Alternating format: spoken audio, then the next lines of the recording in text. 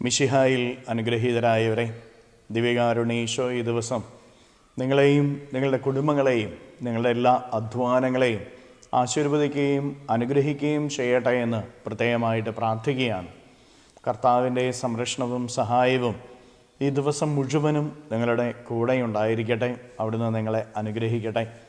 നോമ്പുകാലത്തിൻ്റെ ദിവസങ്ങളിലൂടെ നമ്മൾ കടന്നു പോകുമ്പോൾ കൂടുതൽ നോമ്പുകാല ചൈതന്യത്തിലേക്ക് കടന്നു വരുന്നതിന് വേണ്ടി, പ്രാർത്ഥനാ അരൂപിയിലേക്ക് കടന്നു വരുന്നതിന് വേണ്ടി നമുക്ക് പരിശ്രമിക്കാം.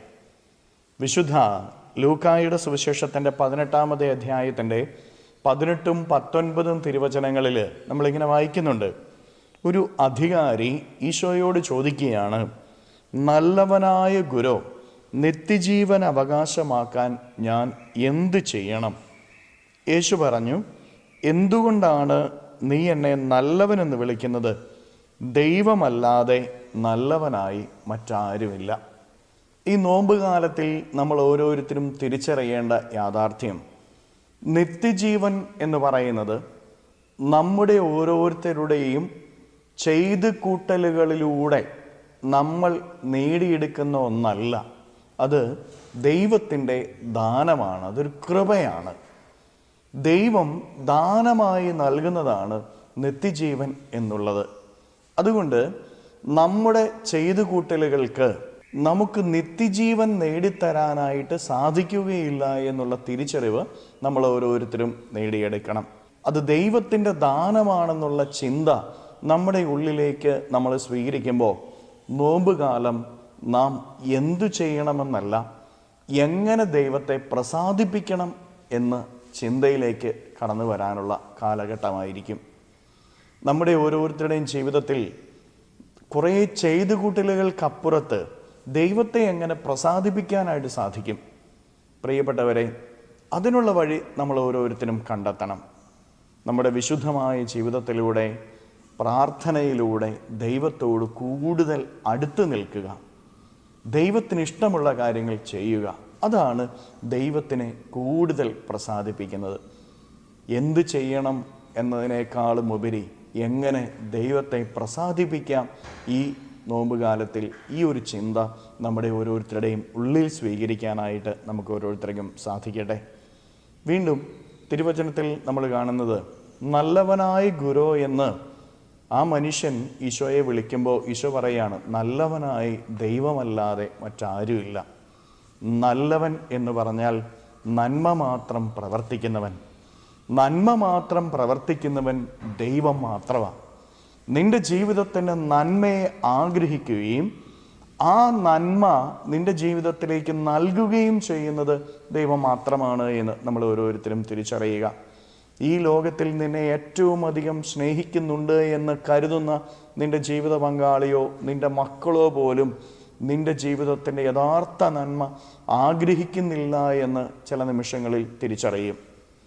നിന്നിൽ നിന്ന് എന്തൊക്കെ നേടിയെടുക്കാം, നിന്റെ കഴിവുകളെ എങ്ങനെ പ്രയോജനപ്പെടുത്താം, നിന്റെ സ്നേഹം എങ്ങനെ നേടിയെടുക്കാം, നിന്റെ കരുതൽ എങ്ങനെ നേടിയെടുക്കാം, നിന്നിൽ നിന്ന് നേടിയെടുക്കാനായിട്ടുള്ള സ്നേഹവും കരുതലും നന്മയുമായിരിക്കും ഈ ലോകം നൽകുന്നത്.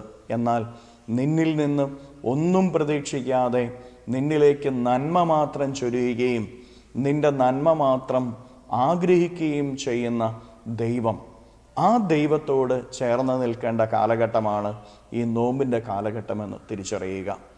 ഈ ലോകത്തിൽ ആരും നിന്റെ നന്മ ആഗ്രഹിക്കുന്നില്ല. ദൈവം മാത്രമാണ് നിന്റെ നന്മ ആഗ്രഹിക്കുന്നവൻ. അതുകൊണ്ട് അവിടുന്ന് മാത്രമാണ് നല്ലവൻ. ആ നല്ലവനായ ദൈവത്തോട് ചേർന്ന് നിൽക്കാനായിട്ട് നമുക്ക് ഓരോരുത്തർക്കും സാധിക്കട്ടെ. കരങ്ങളെ യാചനയോടെ പിടിച്ച് ഈ ദിവസത്തെയും ഈ ദിവസത്തിൻ്റെ എല്ലാ കാര്യങ്ങളെയും, അധ്വാനങ്ങളെയും, പ്രയത്നങ്ങളെയും, പഠനങ്ങളെയും, പരീക്ഷകളെയും, നമ്മുടെ യാത്രകളെയും എല്ലാം ദിവ്യകാരുണ്യ ഈശോയുടെ മുമ്പിലേക്ക് കൊടുത്ത്, ഈശോയെ ഈ ദിവസം എന്നെ അനുഗ്രഹിക്കണമേ, നിന്നോട് കൂടുതൽ ചേർന്ന് നിൽക്കാനുള്ള കൃപ നൽകണമേ എന്ന് പ്രാർത്ഥിച്ചുകൊണ്ട് നമുക്ക് സ്തുതിക്കാം. ഹല്ലേലൂയ.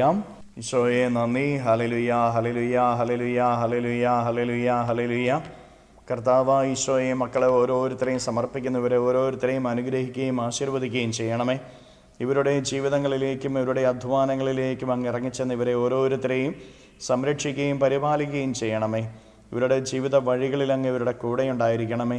ഇന്നത്തെ ഇവരുടെ അധ്വാനങ്ങളിൽ ഇവരെ സഹായിക്കണമേ. പഠനങ്ങളിൽ അങ്ങ് ഇവരുടെ കൂടെ ഉണ്ടായിരിക്കണമേ. പരീക്ഷാ നിമിഷങ്ങളിൽ പരിശുദ്ധാത്മാവിനാൽ ഇവരെ നിറയ്ക്കണമേ. ഇവരിൽ നിന്ന് ഭയവും ആകുലതയും എടുത്തു മാറ്റണമേ. ഇവരുടെ യാത്രകളിൽ നിന്ന് ആപത്തുകളും അപകടങ്ങളും എടുത്തു മാറ്റണമേ. തിരുരക്തത്താൽ ഇവരെ ഓരോരുത്തരെയും പൊതിയണമേ, സംരക്ഷിക്കണമേ. കർത്താവെ, ഇവർ ചെയ്യുന്ന കാര്യങ്ങളിൽ അങ്ങയുടെ സംരക്ഷണം ഇവർക്ക് ലഭിക്കട്ടെ. ഈശോയെ, ഈ ദിവ്യകാരുണ്യത്താൽ ആശീർവദിക്കുമ്പോൾ ഇവരും ഇവരുടെ കുടുംബങ്ങളും ഇവരുടെ അധ്വാനങ്ങളും ഇവരുടെ വഴികളും യാത്രകളും പഠനങ്ങളും പരീക്ഷകളും ആശീർവദിക്കപ്പെടുകയും അനുഗ്രഹിക്കപ്പെടുകയും ചെയ്യട്ടെ. ഇവരിൽ നിന്ന്, ഇവരുടെ ഭവനങ്ങളിൽ നിന്ന്, അധ്വാന മേഖലകളിൽ നിന്ന് ദിവ്യകാരുണ്യത്താൽ എല്ലാ തരത്തിലുള്ള തിന്മയുടെ അരൂപികളെയും ശക്തികളെയും പൈശാചിക പ്രവർത്തനങ്ങളെയും തടസ്സങ്ങളെയും ശാപങ്ങളെയും ദുരിതങ്ങളെയും ആപത്തുകളെയും അപകടങ്ങളെയും ബന്ധിച്ച് നിർവീര്യമാക്കി നരകാഗ്നിയിലേക്ക് അട്ടിപ്പായിക്കുന്നു.